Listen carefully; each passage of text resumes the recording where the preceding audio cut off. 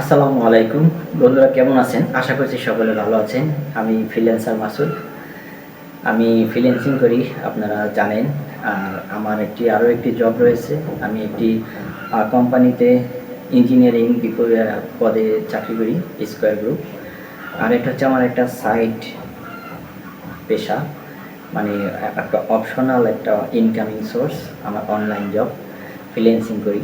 আসলে আমরা যে স্যালারিটা পাই তার বাইরে যদি একটা ইনকাম আসে তাহলে কিন্তু আমরা আরও স্বাচ্ছন্দ্যে চলতে পারি। তো আজকে আমি একটা গুরুত্বপূর্ণ টপিকস নিয়ে আলোচনা করব। অনেকে আছে ফ্রিল্যান্সিং শুরু করতে চাচ্ছেন, ইউটিউবিং, ফেসবুক বা বিভিন্ন সাইট নিয়ে কাজ করতে চাচ্ছেন, তাদের কোনো ডিভাইস নাই। অনেকে কমেন্ট করে প্রশ্ন করেন, ভাইয়া ল্যাপটপ কিনবো না ডেস্কটপ কিনবো, যদি ল্যাপটপ কিনি তাহলে কেমন হবে, ডেস্কটপ কিনলে কেমন হবে, কী দিয়ে শুরু করি, কী দিয়ে শুরু করবো, ইত্যাদি ইত্যাদি। তো তাদের প্রশ্নগুলোর উত্তর আমি তাদেরকে অলরেডি যেভাবে পারি দিয়ে দিই। ল্যাপটপ নিয়ে যদি আপনি শুরু করেন, অনেকে আছে ল্যাপটপ ইউজ করেন, ল্যাপটপের আসলে প্রপার ইউজটা জানেন না। আজকে আমি ল্যাপটপ নিয়ে কয়েকটি কথা বলবো। যারা নতুন ল্যাপটপ কিনেছেন বা ল্যাপটপ ইউজ করতে জানেন না, কিভাবে ব্যবহার করবেন, তাদের জন্য ভিডিওটি আশা করি উপকারে আসবে। তো দেখতে পাচ্ছেন আমার এখানে একটা পিসি চলতেছে অলরেডি, আর আমার পিছনেও আরেকটি পিসি রয়েছে। তো এখানে আমার দেখতে পাচ্ছেন এটা একটি ল্যাপটপ, এইচপি ব্র্যান্ডের ল্যাপটপ। তো আমার কিন্তু প্রথমে আমি শুধু একটা পিসি কিনেছিলাম। আমার ইনকামের টাকা দিয়েই কিন্তু আমি আরেকটা পিসি কিনি, তারপর ল্যাপটপ কিনি। এগুলো আমার প্রয়োজনের তাগিদে আমি ইনকাম করেছি, ইনকামের টাকা দিয়ে আস্তে আস্তে এগুলো আমি কিনেছি।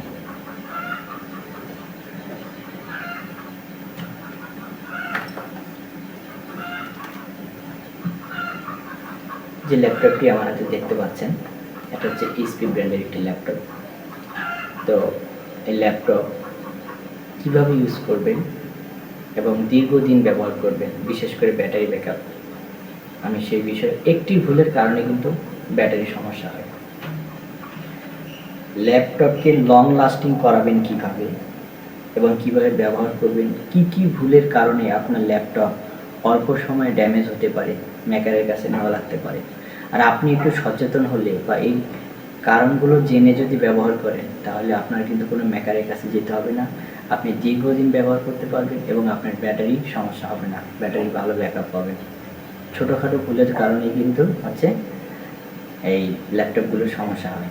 আপনি ইনকাম করার জন্য বা যে কোনো কারণে আপনি একটি ল্যাপটপ কিনেছেন, যে কোনো কাজের জন্য একটি ল্যাপটপ কিনেছেন বা যে কোনো পণ্য কিনেছেন, সেটা কেনার আপনার যে কাজের জন্য, সেই কাজ উদ্ধার হওয়ার আগেই যদি আপনার সেই জিনিসটি নষ্ট হয়, ডিস্টার্ব দেয়, তাহলে কিন্তু আপনার ওই কাজে আর মনোসংযোগ থাকবে না। আপনি একটি ল্যাপটপ কিনেছেন অনেক কষ্ট করে, আপনি ফ্রিল্যান্সিং করবেন বা যে কোনো একটা কাজ শুরু করবেন, আপনার ওই কাজ শুরু হতে না হতে যদি আপনার সেই ডিভাইসটির সমস্যা হয়, তাহলে কিন্তু আপনার মন ভেঙে যাবে, কাজে সেই স্বতঃস্ফূর্ত ভাবটা থাকবে না। তাহলে যারা ল্যাপটপ ব্যবহার করেন বা করবেন, কিনেছেন, তারা একটি কমন ভুল করেন, যেমন এই যে কোনো একটি কর্নার ধরে ল্যাপটপকে ওপেন করেন, এই কাজটি করবেন না। কেউ এই কর্নার ধরে ওপেন করেন, কেউ আবার এই কর্নার ধরে ওপেন করেন না। ল্যাপটপটি আপনাকে ওপেন করতে হলে দুই সাইড ধরেই ওপেন করবেন, এভাবে ওপেন করবেন। আর না হলে আপনি শুধু মাঝখানটা ধরে আপনি ওপেন করবেন। ক্লিয়ার? আপনি কখনোই এক সাইড দিয়ে ওপেন করবেন না। এখন প্রশ্ন হতে পারে যে আমার ল্যাপটপ আমি এক সাইড দিয়ে ওপেন করব, তাতে সমস্যা কী? সমস্যা তো কিছুটা অবশ্যই আছে। একটা ল্যাপটপ যখন আপনি একটা কর্নার ধরে ওপেন করবেন, তখন কিন্তু এই সাইডটার উপরে লোড করে যায়, তাতে কি কি সমস্যা হতে পারে? আপনার প্রথমত হচ্ছে, এভাবে এক সাইড ধরে ওপেন করলে আপনার এই ডিসপ্লেটা নষ্ট হতে পারে। প্রথমত হচ্ছে ডিসপ্লেটা নষ্ট হবে। আপনি বারবার যখন এক পাশ দিয়ে এভাবে ওপেন করবেন, তখন কিন্তু এই সাইডের উপরে টান পড়বে, ডিসপ্লের সমস্যা হতে পারে। এবং এই যে স্প্রিংগুলো রয়েছে, যেটা আমরা ওপেন ক্লোজ করি, ভিতরে র্যাবল রয়েছে, স্প্রিং রয়েছে, এগুলো কিন্তু আপনার ওগুলোর উপরে চাপ পড়ে আস্তে আস্তে নষ্ট হয়ে যাবে। এটা হচ্ছে একটা সিস্টেম, আপনাকে অবশ্যই সিস্টেম মেনে চলতে হবে। এভাবে ওপেন করবেন।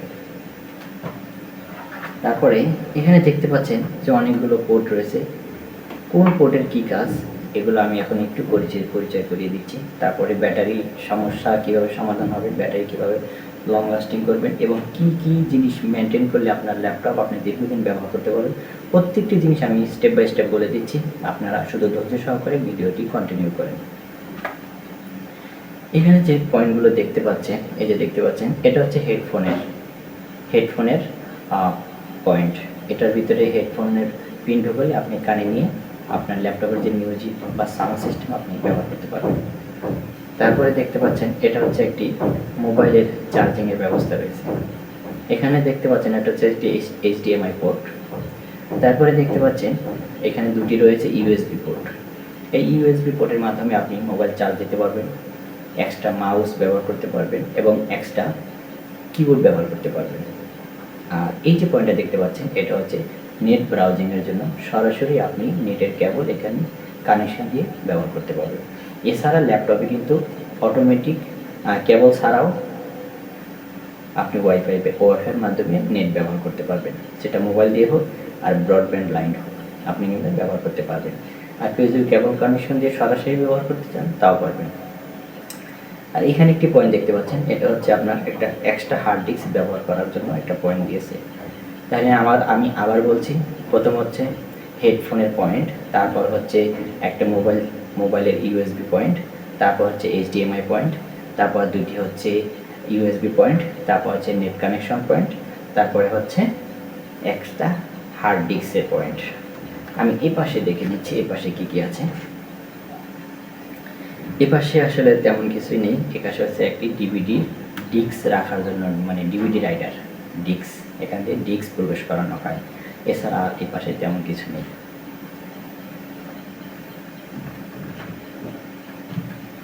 এখন আমি ব্যাটারি ব্যাকআপ বিষয়টা একটু বলি, কারণ এটা হচ্ছে একটা ল্যাপটপ এবং ডেস্কটপের ভিতরে আমরা যে অ্যাডভান্টেজটা পাই সেটা হচ্ছে যে যখন আমি ডেস্কটপ ইউজ করি, আমার ডেস্কটপে বসেই কিন্তু ইউজ করতে হয়। আর ল্যাপটপটা আমি ক্যারি করে ব্যাগে করে আমি দূর দূরান্ত যে কোনো জায়গায়, হোটেল মোটেল বাসে যে কোনো জায়গায় আমি নিয়ে যেতে পারি। এটাই হচ্ছে ল্যাপটপের সুবিধা।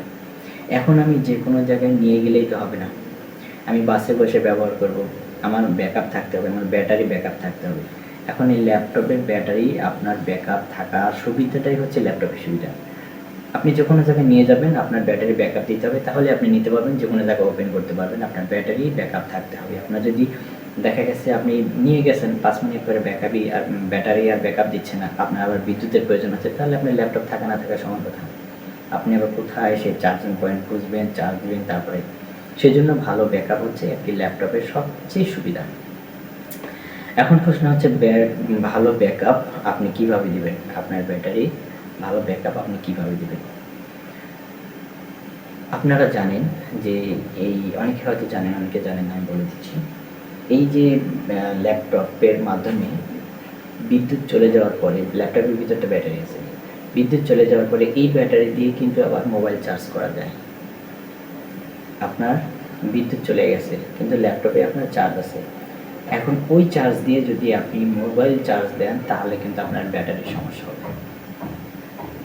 ছোট মোবাইলের সমস্যা হবে, আর বড় মোবাইলে স্মার্টফোন দিলে তো সমস্যা হবেই। প্রথম দেখবেন যে এমন হতে পারে যে বিদ্যুৎ নেই, বিদ্যুৎ নেই, আপনার ল্যাপটপে চার্জ আছে, আপনার মোবাইলে খুব জরুরি, আপনি ল্যাপটপ দিয়ে আপনার মোবাইলে চার্জ দিচ্ছেন, চার্জ হচ্ছে ভালো, অল্প সময়ের ভিতরে কারেন্টে যেভাবে চার্জ হতে পারে সেভাবে চার্জ হচ্ছে। এবার 1 দিন 2 দিন 5 দিন 10 দিন, তারপরে দেখবেন যে আপনার ল্যাপটপে আর লোড নিতে পারছে না। তো কী প্রয়োজন, আমার এই সুবিধাটার জন্য আমি কারেন্টের জন্য ওয়েট করি, আমার মোবাইল চার্জিংয়ের জন্য আমি অন্য সকেট, অন্য লাইন ব্যবহার করি, আমি ল্যাপটপ থেকে মোবাইল চার্জ দেবো না। ল্যাপটপ থেকে দেওয়া যাবে, সেটা হচ্ছে কারেন্ট থাকা অবস্থায়, কিন্তু কারেন্ট যাওয়ার পরে আমি মোবাইলে ল্যাপটপ থেকে ফুল চার্জ করাবো না। এটা হচ্ছে 1 নম্বর শর্ত, তাহলে আপনার ব্যাটারি দীর্ঘদিন ব্যাকআপ পাবে। আরেকটা বিষয় হচ্ছে যে চার্জ শেষ হতে চার্জে দিন, এবং চার্জ 90% 95% হয়ে গেলে চার্জ বন্ধ করে দিন, এবং যখন চার্জ কমে যাইতেছে একবারে 0 হওয়ার আগেই আপনি চার্জে বসিয়ে দিন। যখন দেখবেন 15% 20% হয়ে গেছে, আপনি চার্জে বসিয়ে দিন, তাহলে আপনার ব্যাটারি দীর্ঘদিন আপনাকে ব্যাকআপ দিবে। একবারে 0 করবেন না, আবার একবারে 100ও করবেন না। তাহলে কী করবেন, 10% হলেই আপনি চার্জে দিবেন, এবং 90 থেকে 95% হলে আপনি চার্জ অফ করে দেবেন। অবশ্য একবারে জিরো করবেন না, আর অটোমেটিক অফ করার ফাংশনও ল্যাপটপে থাকে। ওটা হচ্ছে চার্জ হয়ে গেলেও আর চার্জ নেবে না। কিন্তু কিছু কিছু চার্জার আছে এই সমস্যার কারণে হয়তো এটি করে না।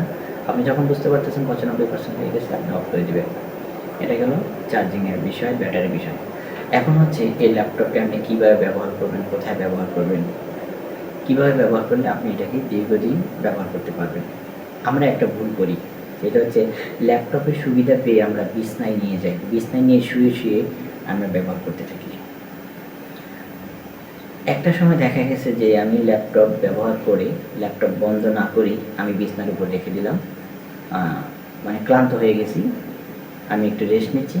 আমার চিন্তা ধারণা এইটাই যে আমি 5 মিনিট রেস্ট নেওয়ার পরে আবার ল্যাপটপটা ব্যবহার করব। কিন্তু আমি যে হাতে ব্যবহার করার পর আমি শুয়ে আছি, শুয়ে ল্যাপটপ ব্যবহার করতেছি, আমার হাত ব্যথা হয়ে গেছে অথবা আমি ক্লান্ত হয়ে গেছি, আমি পাশে রাখলাম বিছানার উপরে।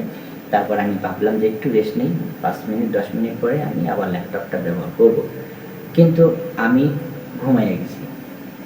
যদি আপনি এই কাজটা করেন তাহলে কিন্তু আপনার ল্যাপটপের সমস্যা হবে। আপনি ল্যাপটপ পাশে চালু রেখে, বিছানার উপরে রেখে যদি আপনি ঘুমিয়ে যান, আপনার ল্যাপটপ কিন্তু বন্ধ হয়নি, ল্যাপটপ কিন্তু চলছে। এবং ওই ল্যাপটপের নিচে কিন্তু ফ্যান থাকে। আপনারা দেখবেন এই যে লক্ষ্য করুন, এই যে ভাঁজ দেখা যাচ্ছে, তাই না? এটা কিন্তু ফুটো ফুটো ছিদ্র রয়েছে এবং এদিক দিয়ে কিন্তু বাতাস বের হয় ল্যাপটপের নিচে। আর এই যে দেখতে পাচ্ছেন, এই যে একটা পয়েন্ট, এই যে একটা পয়েন্ট, এই যে একটা পয়েন্ট, এই যে একটা পয়েন্ট, এই যে 4টা পয়েন্ট, এটা হচ্ছে সামান্য একটু উঁচা থাকে। মানে আপনি যখন এভাবে রাখবেন তখন নিচে কিন্তু হালকা একটা ফাঁকা থাকবে, হালকা ফাঁকার পরিমাণটা খুব সামান্য। এটা যখন আপনি একটা টেবিলে রাখবেন তখন কিন্তু ফাঁকাটা থাকবে ঠিকই, কিন্তু আপনি যখন বিছনার উপরে রাখবেন তখন কিন্তু এই ফাঁকাটা থাকবে না। কেন থাকবে না? কারণ বিছনা হচ্ছে কাপড়ের থাকে, এটা কিন্তু কাপড় না, এটা হচ্ছে কাঠ এবং উপরে একটা ওয়ালমেট দেওয়া রয়েছে। আর আপনি যখন বিছানায় রাখবেন তখন কিন্তু ওটা থাকবে একটা জাজিম, তোষক অথবা বিছনার চাদর, কারোটা বেশি সফট, কারোটা মোটামুটি সফট। কিন্তু যতটুকুই সফট হোক, এই ল্যাপটপটা কিন্তু ফাঁকাটা বন্ধ করে দিবে, নিচে কাপড় থাকবে, ওই বাতাসটা কিন্তু বের হতে পারবে না। যদি বাতাস বের হতে না পারে তখন কি হবে, আপনার ল্যাপটপের বাতাস ভিতরেই যাচ্ছে, এই বাতাসটা কিন্তু গরম থাকে। ল্যাপটপের যে যন্ত্রপাতি রয়েছে, এই যন্ত্রপাতিকে ঠান্ডা রাখার জন্য ভিতরের বাতাসটা বাইরে ফেলাই দেয়। আর যখন সেই বাতাসটা বাইরে ফেলতে না পারবে, বাইরে বের হয়ে যেতে না পারবে, তখন কিন্তু ওই গরম বাতাস আবার ভিতরে চলে আসবে। তখন কি হবে, ওই একে তো গরম বাতাস আরও গরম হয়ে যাচ্ছে, আরও গরম হয়ে যাচ্ছে। তখন কি হবে, এমনও হতে পারে গরম হতে হতে আপনার ল্যাপটপের ওই অংশটা পুড়ে যেতে পারে, পুড়েও যেতে পারে। আর যদিও না পুড়ে তাহলে কিন্তু দেখা যাবে ল্যাপটপ ডিস্টার্ব করবে, এবং আপনি যদি বারবার করে অভ্যস্ত হয়ে যান তাহলে একটা সময় দেখবেন যে আপনার ল্যাপটপ আর আপনার কথা শুনছে না, কাজ করছে না, সে অলরেডি ডেড হয়ে যাবে। তো এই যে বিষয়গুলো, আমি কয়টা বিষয় খেয়াল করলাম, ল্যাপটপ কীভাবে ওপেন করবেন, ব্যাটারি কীভাবে ব্যাকআপ দেবেন এবং ল্যাপটপ কীভাবে ব্যবহার করবেন, প্রপার ব্যবহার করবেন যাতে দীর্ঘদিন আপনি নিয়ে যেতে পারেন। আজকে আরেকটি বিষয় বলবো ল্যাপটপের, সেটা হচ্ছে যারা ব্যবহার করেন অলরেডি, বেশ কিছুদিন হয়ে গেছে ব্যবহার করছেন, তারা দেখা গেছে যে ল্যাপটপে অনেক সময় পাওয়ার আসে না, পাওয়ার থাকে না, চার্জে দিচ্ছেন চার্জ হচ্ছে না। এটার কারণ হচ্ছে যে ল্যাপটপের যে একটা চার্জার থাকে, চার্জিং চার্জার থাকে, যেটা এক্সট্রা কেবল চার্জার থাকে, তো ওই চার্জারটা অনেক সময় নষ্ট হয়ে যায়, দুর্বল হয়ে যায়, চার্জ দিতে কেবলের সমস্যা হয়, চার্জারের ভিতরে সমস্যা হয়, অথবা চার্জারের কেবলের ভিতরে সমস্যা হয়, বা সামনে যে পিনটা ঢুকে, যে পোর্টটা ঢুকে ওটাও সমস্যা হয়। আবার যেই সকেটে আপনি প্লাগটা দিয়ে বিদ্যুৎ নিয়ে আসতেছেন, মাল্টি প্লাগ অথবা এমকে সকেট যাই হোক, ওই সকেটটাও পিনগুলো দুর্বল হতে পারে। এক কথা, আপনার যে কোনোভাবেই হচ্ছে আপনার ল্যাপটপের চার্জিংয়ের লাইনটা থেকে ফুল ভোল্টেজটা আপনার ল্যাপটপে আসতেছে না, যে কোনোভাবে, সকেটে হোক, কেবলে হোক, পিনে হোক, অ্যাডাপ্টারে হোক, যার কারণে আপনার ল্যাপটপে চার্জ দিতে পারছেন। আপনি দেখতে পাচ্ছেন চার্জ হচ্ছে, একটু পর দেখেন যে চার্জ হচ্ছে না, নড়ে গেছে, বন্ধ হয়ে গেছে, আবার ধাক্কা দিলে, নাড়াচাড়া দিলে আবার চার্জ হয়। এভাবে যদি আপনি দেন তাহলে কিন্তু আপনার ল্যাপটপের সমস্যা হবে। আপনি কী করবেন, ফুললি ওই অ্যাডাপ্টার চার্জারটা আপনি চেঞ্জ করে দেন। আপনার হাতে 200-300 টাকা খরচ যাবে হোক, এই যন্ত্রণা থেকে বাঁচলেন, আপনার ল্যাপটপের ক্ষতির হাত থেকে বাঁচালেন। মনে রাখবেন, এই চার্জারের কারণে শর্ট সার্কিটও হতে পারে, ওভার ভোল্টেজ হতে পারে, লো ভোল্টেজ হতে পারে, দিচ্ছে না, পাচ্ছে না, এতে করে কিন্তু ল্যাপটপের সমস্যা হয়। তাহলে এই কয়টা জিনিস আপনি মেনটেন করবেন, আশা করি আপনি দীর্ঘদিন এটাকে ব্যবহার করতে পারবেন। আমি পরের ভিডিওতে আপনাদের জানানোর চেষ্টা করব ল্যাপটপের, এখন তো আমি শুধু আউটসাইডটা নিয়ে আলোচনা করেছি, এর যে ওপেন করার পরে ইনসাইড কিপ্যাড রয়েছে, কিপ্যাডের ব্যবহার এবং কিছু ফাংশন আছে অন অফ, বিভিন্ন প্রয়োজনীয় ফোল্ডার ব্যবহার ইত্যাদি বিষয় নিয়ে আমি আরেকটা ভিডিও হয়তো বা আপনাদের জন্য নিয়ে আসবো, যদি আপনারা কমেন্ট করেন যে আপনাদের প্রয়োজন রয়েছে এরকম একটি ভিডিওর। আজকের ভিডিও এখানে শেষ করছি। সকলে ভালো থাকবেন, আর যদি কোনো উপকার হয়, কিছু শিখে থাকেন, তাহলে ভাইকে মনে রাখবেন, আমাদের চ্যানেলের সাথে থাকবেন, সাবস্ক্রাইব করবেন। সকলের সুস্থতা কামনা করছি। আসসালামু আলাইকুম।